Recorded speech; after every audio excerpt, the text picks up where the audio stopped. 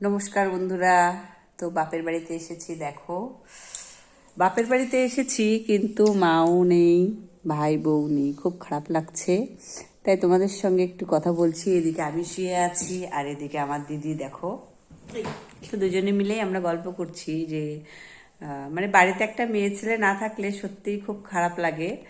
আর আমরা তো গাড়িতে উঠেছিলাম 12টার সময়।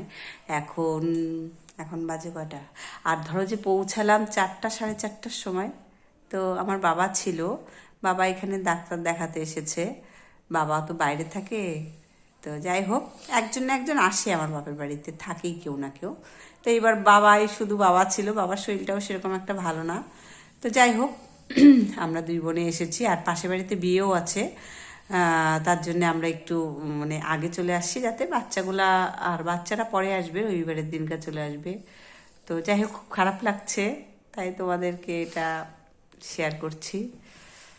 কি বলবো, বাপের বাড়িতে এসে যদি মাকে যদি না পাওয়া যায় সত্যি খুব খারাপ লাগে।